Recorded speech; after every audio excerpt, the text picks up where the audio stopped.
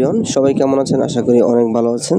তো আজকে এই ভিডিওতে দেখাবো আমরা যারা এসএসসি জেএসসি সার্টিফিকেট সংশোধনের জন্য নাম বয়স সংশোধনের জন্য আবেদন করেছিলাম, তো আবেদন পরবর্তীতে আমরা ফ্রেশ ডকুমেন্টের জন্য কীভাবে আবেদন করব আর সেই প্রসেসটি দেখাবো আজকের এই ভিডিওতে। তো আমরা যখনই আবেদন করেছিলাম, তো আবেদনের পরবর্তীতে দেখা যাচ্ছে আমাদের কিন্তু এরকম দেখাবে। তো এখানে কিন্তু তারা দিয়েছে click to online fresh copy application link. যাদের এই ধরনের লিঙ্কটি এসেছে অথবা আবেদন করার জন্য বলা হয়েছে, তারা কিন্তু মূলত ফ্রেশ ডকুমেন্টের জন্য আবেদন করতে পারবেন। তো এটি আমরা করার জন্য যে কাজটি করতে হবে সেটি হচ্ছে এখানে click to online fresh application copy যেটি দেখাচ্ছে সেখানে একটি ক্লিক করব। ক্লিক করার পরবর্তী দেখা যাচ্ছে আমাদের এখানে স্টুডেন্ট ইনফরমেশন চাওয়া হয়েছে। তো আমরা স্টুডেন্ট ইনফরমেশন যেখানে সঠিকভাবে দিয়ে দেব।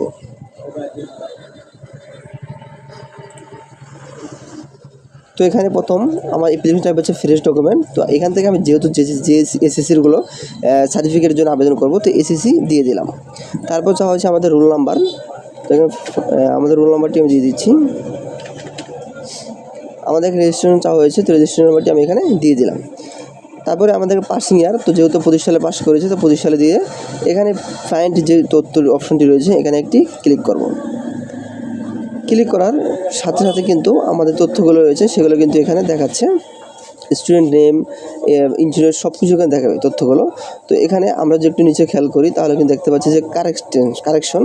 আমরা যে তথ্যগুলো মূলত কারেকশন করেছিলাম সেই তথ্যগুলো কিন্তু এখানে দেখাচ্ছে। তো আমরা এখানে যে কাজটি করতে বলা হয়েছে সেটা হচ্ছে রিকোয়ার ফাইল। আমাদের এখানে কিন্তু ফাইল চাওয়া হয়েছে। তো আমরা এখানে কি ফাইলগুলো দেবো সেই বিষয়টি একটু বলে নেই। এখানে বোর্ড কর্তৃক নাম ও বয়স সংশোধনের চিঠি বলতে আমরা যখন আমাদের সংশোধন করার জন্য মানে আমাদের যেটি অ্যাপ্রুভ হয়েছে সেটি একটা চিঠি আকারে কিন্তু আমাদের অনলাইনে কিন্তু তারা দিয়ে দিয়েছিল এবং কি ম্যানুয়ালি দিয়ে থাকে, সেটি এখানে আমরা আপলোড করে দেব 500 কেবির ভিতরে। তো এটি আমরা এখানে ক্লিক করব চুজ ফাইলে। তারপরে এখানে দেখতে পাচ্ছি যে আমি আগে থেকে কিন্তু আমার ফাইলটি রেডি করে রেখেছিলাম, তো এটি এখানে দিয়ে দিচ্ছি। তো এখানে হচ্ছে ম্যাক্স 500 কেবি পিডিএফ অনলি, জিপিজি কিন্তু সাপোর্ট করবে না। তো এখানে বলা হচ্ছে আবেদনকারী 5,000 ছবি 500 কেবি। তো এখানে ছবিটি আমি দিয়ে দিচ্ছি।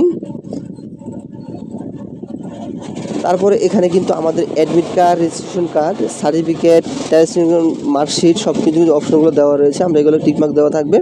তো আমরা যেভাবে রয়েছে সেভাবে দেবো। তার পরবর্তীতে হচ্ছে আমাদের মোবাইল নাম্বার। তো এখানে মোবাইল নাম্বারটি আমরা দিয়ে দিলাম। তো এখানে কিন্তু আমার দেখাচ্ছে টোটাল পে করতে হবে আমাদের 1500 টাকা।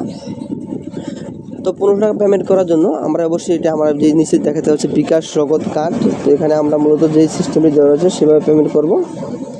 তো এখানে আমি অপশনটিতে টিকমার্ক দিয়ে এটা নেক্সট করে দেব। পরবর্তীতে দিলাম। পরবর্তী দেওয়ার পর আমরা দেখতে পাচ্ছি এখানে আমাদের যে তথ্যগুলো ছিল সেগুলো দেখাচ্ছে এবং কি এখানে একটি আমাদের ফর্ম কিন্তু দেখাচ্ছে ডকুমেন্ট উত্তোলনের আবেদন ফর্ম। যে ফর্মটা আমরা সেভ করে রাখবো পরবর্তী কাজের জন্য। তারপর একটু স্ক্রল করে নিচে আসি, তাহলে দেখতে পাচ্ছি এখানে process for card payment, process for mobile banking. তো যেহেতু আমি মোবাইল ব্যাঙ্কিংয়ের মাধ্যমে পেমেন্ট করবো, তো সেক্ষেত্রে মোবাইল ব্যাঙ্কিংটি অপশনটি দিয়ে দিলাম। এখানে আমাদের কিন্তু পেমেন্ট যে গেটওয়ে রয়েছে সেটি কিন্তু এখানে দেখাচ্ছে। তো আমি এখানে বিকাশ অপশনটি দিয়ে দিলাম। তো নিচে যে অপশনটি রয়েছে এটি ক্লিক করে দিয়ে পেমেন্ট মোট 1530 টাকা। তো আমার যে বিকাশ নাম্বারটি রয়েছে সেটা এখানে দিয়ে দিচ্ছি। কনফার্ম। আমরা এখানে আমাদের মোবাইলের ভেরিফিকেশন যে ওটিপিটি থাকবে সেই ওটিপিটি এখানে বসিয়ে দেব।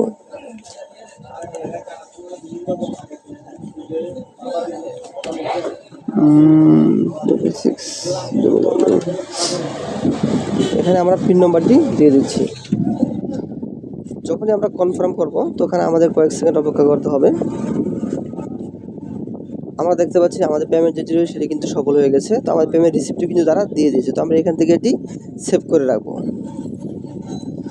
তো দেখতে পাচ্ছেন আমাদের পেমেন্টটি কিন্তু কমপ্লিট হয়ে গেছে। তো আমরা চাইলে কিন্তু এইভাবে কিন্তু ঘরে বসে আমাদের হাত থেকে মোবাইল ফোন অথবা কম্পিউটারতে কিন্তু ফ্রেশ ডকুমেন্টের জন্য আবেদন করতে পারি। তো আমার আবেদনটি কিন্তু কমপ্লিট হয়ে গেছে। তো পরবর্তীতে যদি আমাদের বোর্ড যে নোটিশ দেবে সেই নোটিশ আকারে আমরা সেখানে গিয়ে আমাদের যে ফ্রেশ ডকুমেন্টগুলো রয়েছে সেগুলো নিয়ে আসবো, পুরাতন যে ডকুমেন্টগুলো রয়েছে সেগুলো জমা দিয়ে। তো তখন সাথে থাকার জন্য অসংখ্য ধন্যবাদ। সবাই ভালো থাকবেন। আসসালামু আলাইকুম।